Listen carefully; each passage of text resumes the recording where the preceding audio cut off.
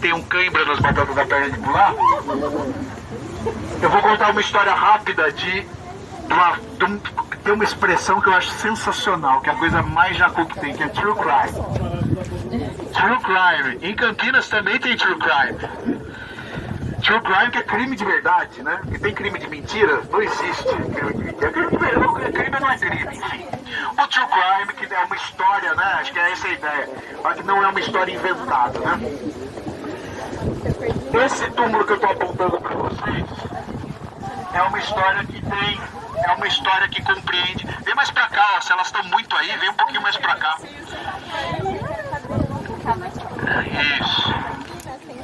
Aquela lápide que eu estou apontando é a lápide da Pinguim. Quem era Pinguim? Muito provavelmente ela era uma cortesã que nos anos 20 trabalhava num bar chamado Bar Madrid, que houve uma... Não foi exatamente uma chacina, mas houve um crime brutal, especialmente a gente levando em conta que isso aconteceu nos anos 20. E foi uma... Ninguém sabe se foi um acerto de conta ou se foi uma briga entre alguns agentes, alguns policiais, com pessoas que muito provavelmente eram pessoas da sociedade. E eu estou falando isso por quê?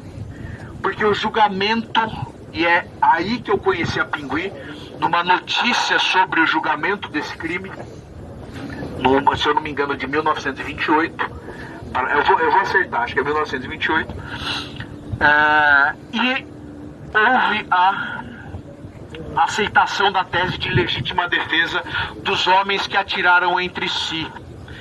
Só que a Pinguim também foi assassinada, e a Pinguim foi totalmente ignorada nesse contexto. O cara que matou a Pinguim, que não tinha nada a ver com o assunto, que estava no bar, e por estar no bar ela foi creditada como uma mulher mundana, ela foi ignorada nesse julgamento. O cara que matou ela também foi absolvido por legítima defesa. Quer dizer, os caras que atiraram entre si foram absolvidos, e o cara que matou a Pinguim, por ela ser uma mulher que não deveria estar no lugar que ela estava, foi simplesmente absolvido, compondo a mesma teoria, a mesma tese jurídica da legítima defesa.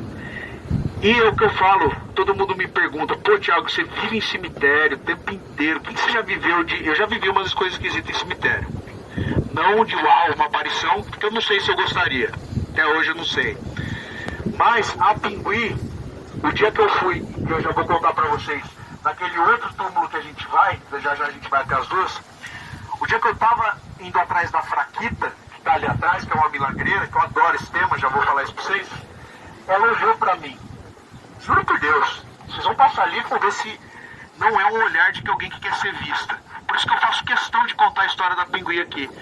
E se ela olhou pra mim, era pra no mínimo contar a história triste dela aqui. Não é uma história com grandes desdobramentos, não tem grandes emoções, a não ser a tristeza de ver uma mulher ser absolutamente ignorada num julgamento, que ela foi assassinada friamente.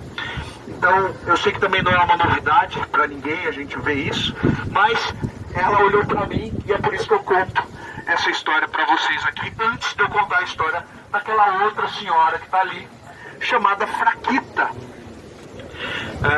Dona Fraquita era uma benzedeira espanhola que